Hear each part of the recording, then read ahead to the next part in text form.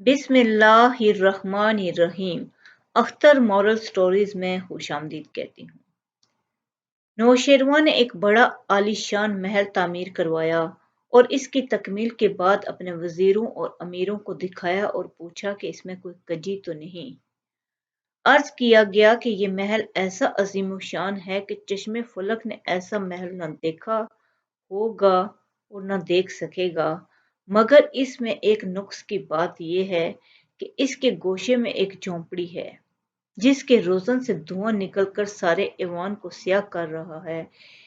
इसे उठा देना चाहिए ताकि ये महल बिल्कुल बेदाग हो जाए। नौशेरवां ने कहा, ये झोंपड़ी एक बूढ़ी औरत की है जिसने अपनी सारी उम्र इसी झोंपड़ी में बसर की है। अब वो कब्र में पांव लटकाए बैठी है। मैंने इस महल को शुरू करते वक्त इस बुढ़िया को कहला भेजा था कि ये जगह मेरे हाथ बेच दे और मुंह मांगी कीमत ले ले या इसके इवज इस जैसा अच्छा मकान ले ले। मगर इसने जवाब दिया, ए बादशाह, ये जगह मेरी मिल्कियत है, मैं इसी जगह पैदा हुई और इसी से मानूस हो गई। मैं ये देख कर कि तेरे पास इतना बड़ा मुल्क है बुरा नहीं मनाती, तो तू इस गरीब की कुटिया को देखना गवारा क्यों नहीं करता।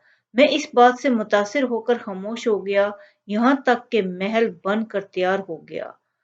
अब जो इस कुटिया से धुआं निकलकर मेरे महल को खराब करने लगा है, तो मैंने पैगाम भेजा कि धुआं क्यों निकालती हो, तो वो बोली, मैं अपने लिए खाना बनाती हूँ।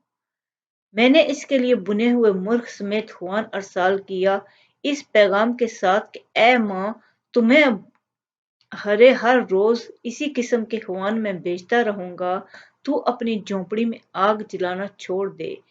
बुढ़िया ने जवाब दिया कि मुल्क भर में कितने फाका ज़दा रो रहे हैं लोग, और मैं बुने हुए मुर्ग खाऊं, मेरे लिए ये जायज नहीं। मैं अल्लाह से डरती हूं कि 70 साल जौ की रोटी खाई और अब बुने हुए मुर्ग खाने लगूं। मेरी कुटिया को बरकरार रहने दे, ये तेरे अदल की महल की जीनत है। उमरा जब देखेंगे कि तूने एक गरीब की झोंपड़ी पर हाथ डालना पसंद नहीं किया, तो वो रियाया के माल पर दस्तराजी से बाज रहेंगे।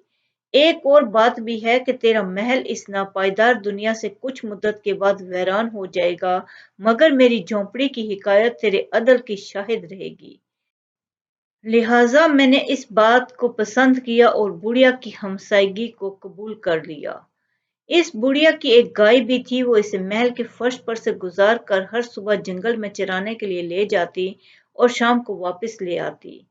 इस आमदोरफ्त से सारा फर्श खराब हो जाता। एक मर्तबा दरबान ने बुढ़िया से साफ कहा कि ए बुढ़िया, तू इससे बाज रहे कि तू महल की जीनत को दब्बा लगाती है। इसने जवाब दिया कि बादशाही नामूस पर जुल्म से दब्बा लगता है या अदल से। एक गरीब को भी जिंदा रहने का उतना ही हक है जितना एक अमीर को जिंदा रहने का हक है। आदिल बादशाह अपनी रियाया का हर तरह से ख्याल रखते हैं। नेक लोग अपने पड़ोसियों का ख्याल रखते हैं। अदलो इंसाफ से रहती दुनिया तक नाम रोशन रहता है। अल्लाह आपको बहुत खुशियां और कामयाबियां दे। शुक्रिया।